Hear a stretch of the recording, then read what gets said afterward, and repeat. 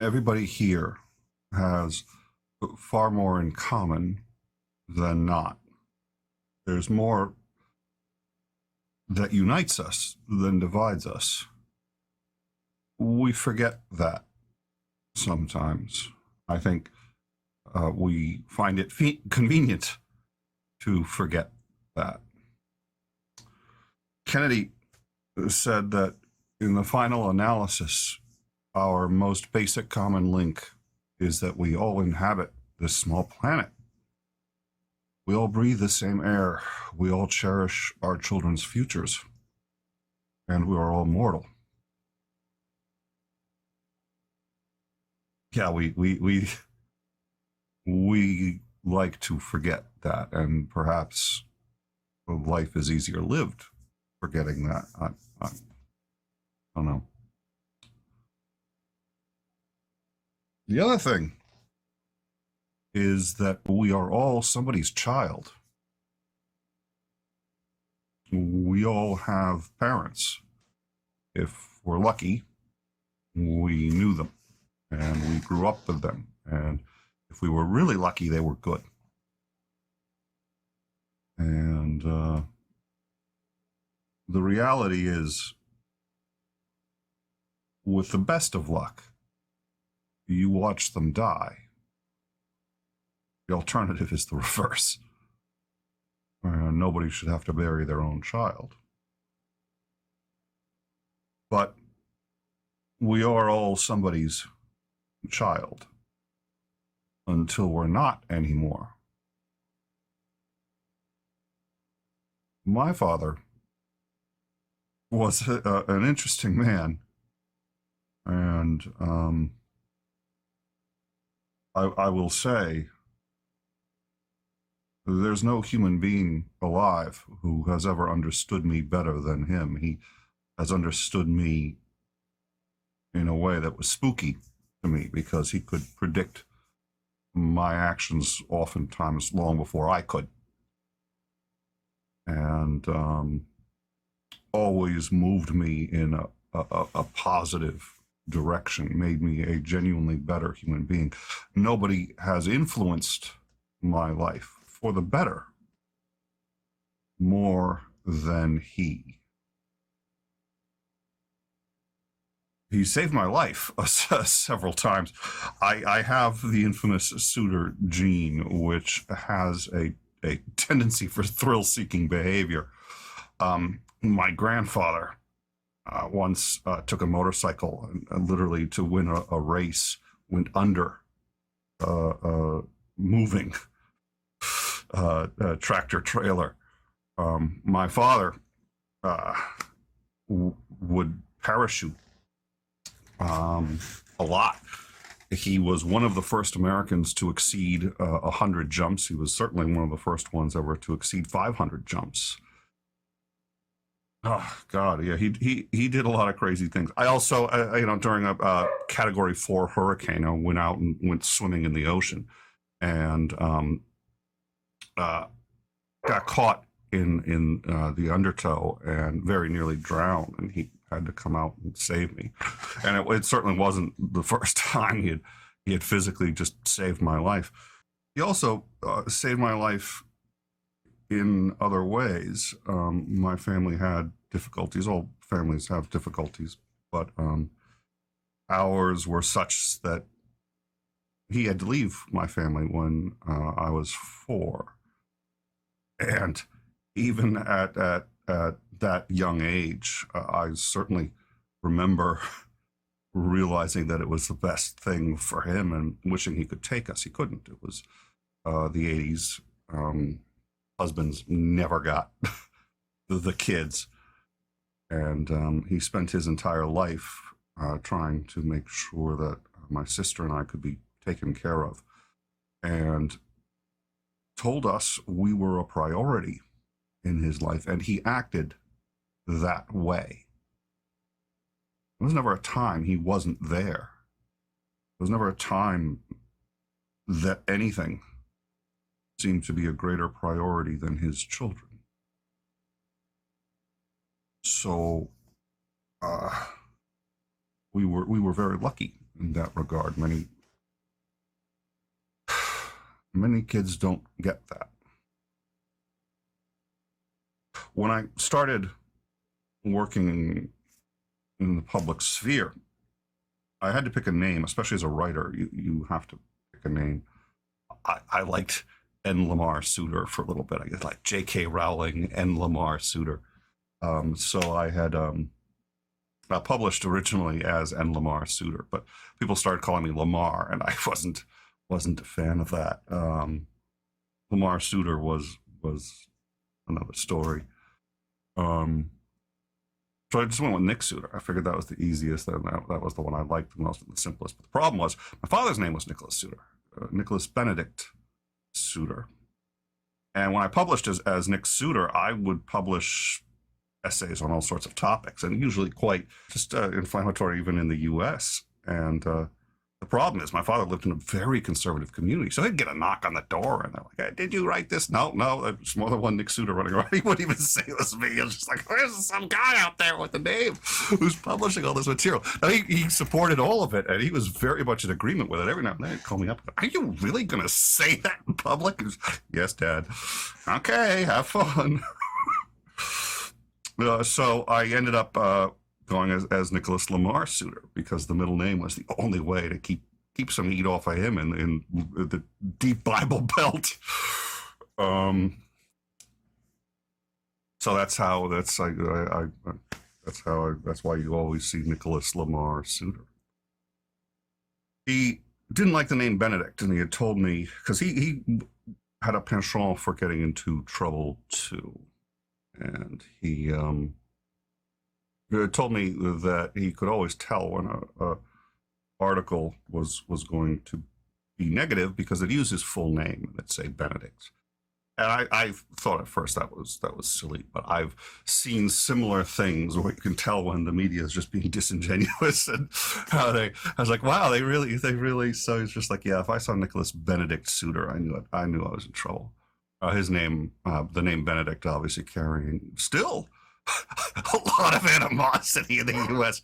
People are pissed still at the name Benedict. You don't want to have that name. So he had always said he might change it to Lamar. I did love him, but I'm my own person as well, and I told him repeatedly if he changed his name to Nicholas Lamar Suter, that's fine. I got no problem with it, but it'd have to be Junior because I had the name first. That slowed him down.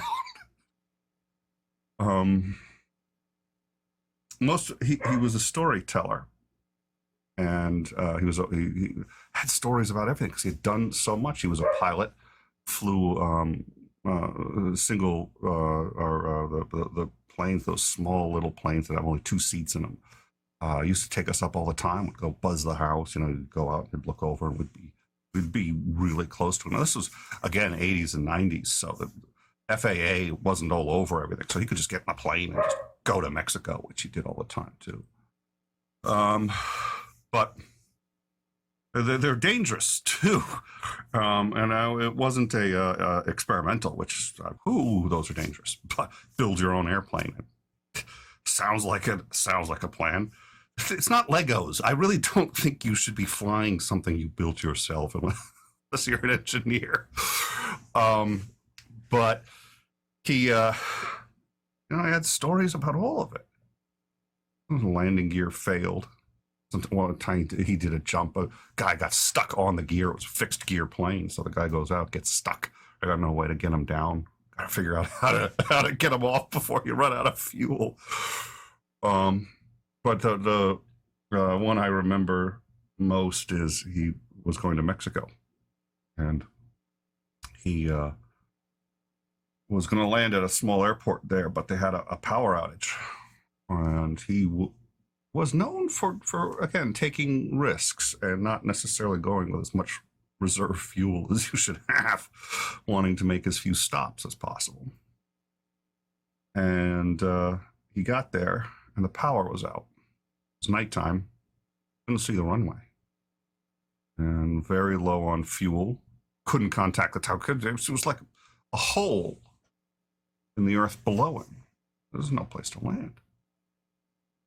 So he's calling for help, and he gets some guy on a ham radio. And I was like, "Oh yeah, the powers in Spanish." Says my father also spoke 6 languages. Well, he spoke more than 6. He practiced law in 6.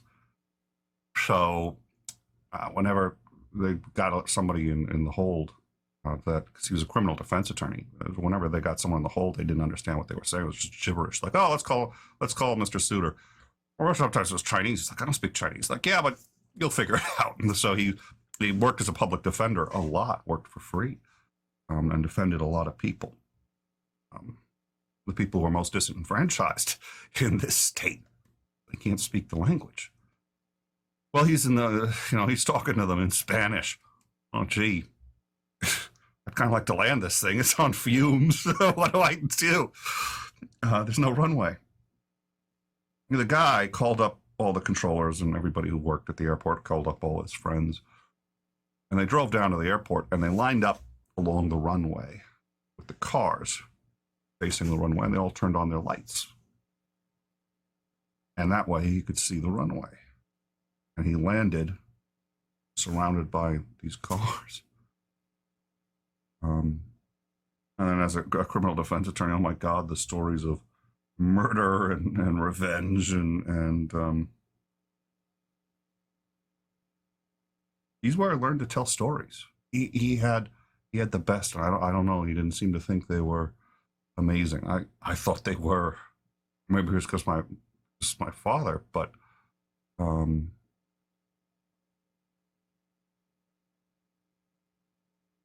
he's where I learned to tell stories. I tell them the same way he did. I learned how to tell them from him. I love stories. I think stories are important.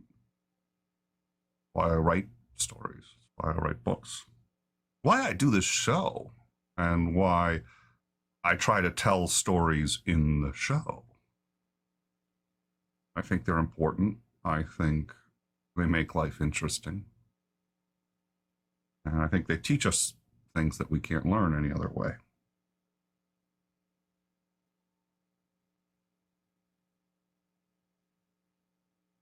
Because he was who he was, he sort of like me, didn't take necessarily the best care of himself.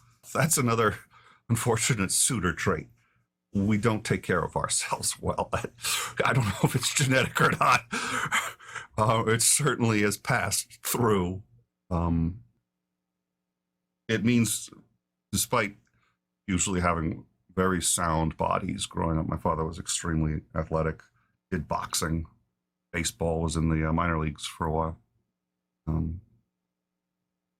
He, despite usually having very solid bodies, we tend to die a little less than the average rate in the United States, and that's just because we don't necessarily take very good care of ourselves. And that's what happened to my grandfather, who couldn't follow the most basic medical advice that he would give to people. And nobody's going to get him to follow it because we're all so stubborn as fucking hell. My father was very much the same way. It was hard to get him to go to the hospital even when he couldn't breathe.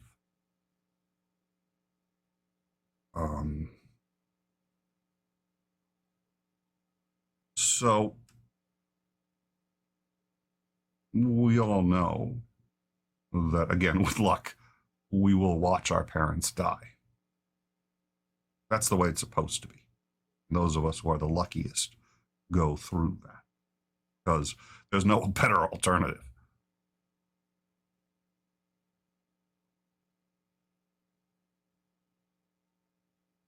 I've always felt like a child. I've always felt like a child. At 7, I thought when I was 10 I'd be grown up. At 10, I said I'm going to be grown up at 12 or 13 and I'd see the higher grades. 6th grade. Those kids have everything figured out, man. They know what they're doing. You go to 6th grade, you're like, nobody knows anything. Figure in high school, it'll all get figured. No. College, no. Oh, when you get your first job, no.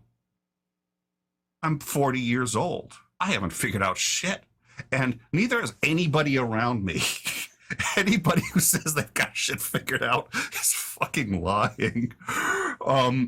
And I feel like a child because when I was a kid, all the 40-year-olds they were adults. They're supposed to know everything, right? The adults are supposed to. No, adults don't know fucking fuck all.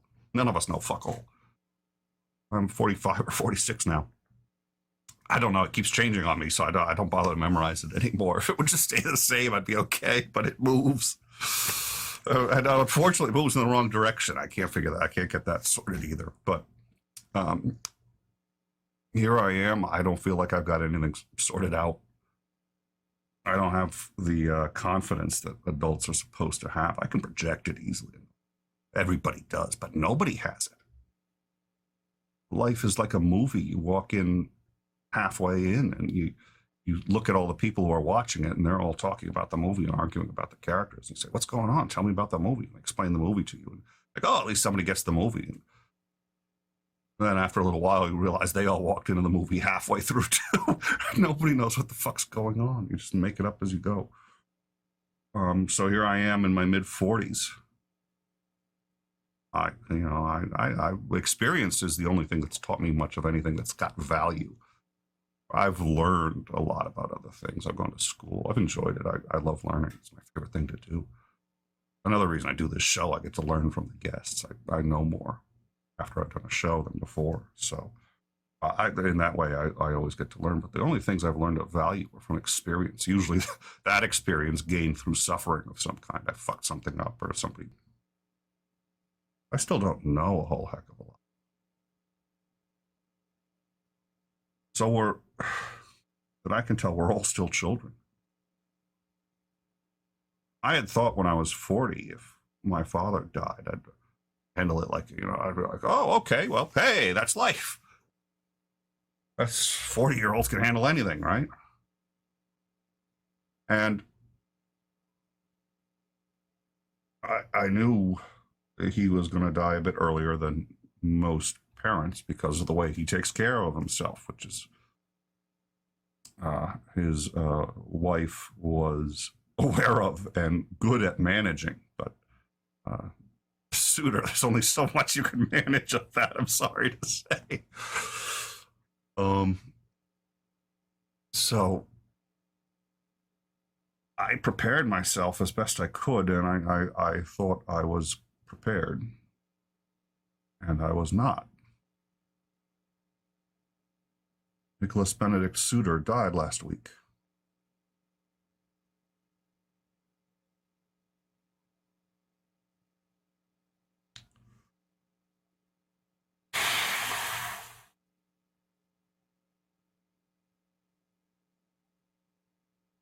I'm going to be okay. Everybody's, again, everybody goes through this, and he had to go through it. Although he was always, again, he knew me better than anyone, so I could call him for advice. And I keep catching myself saying, oh, I remember when my grandfather died.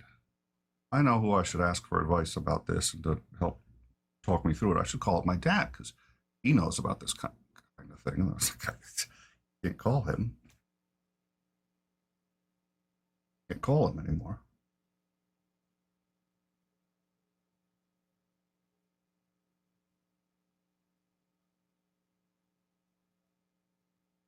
I'm gonna fall on deaf ears.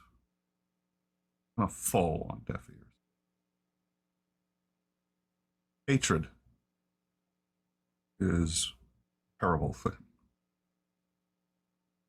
I see so much of it everywhere, and it poisons everything. Hatred and anger are the worst poison I have ever seen.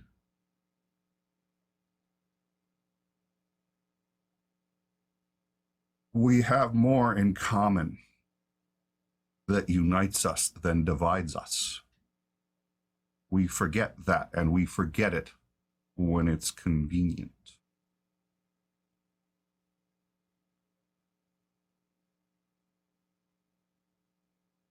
If we could read the secret histories of our enemies, we would find in there enough suffering to forgive all hostilities.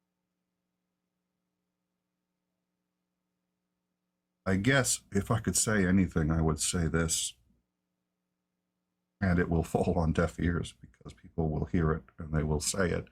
They'll say, that's a good idea, and they will forget. So you have to remind people. You have to say this time and time and time again. If I could get anything, it would be for people to be better to each other,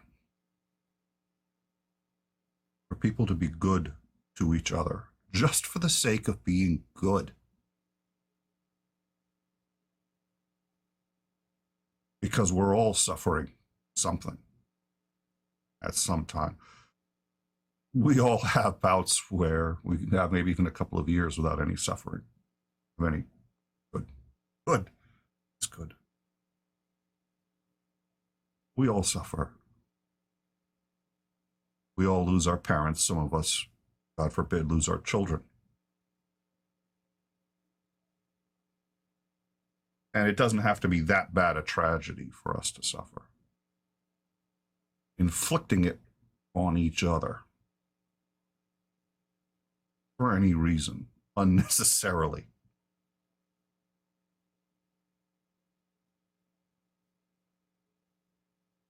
It's a terrible thing.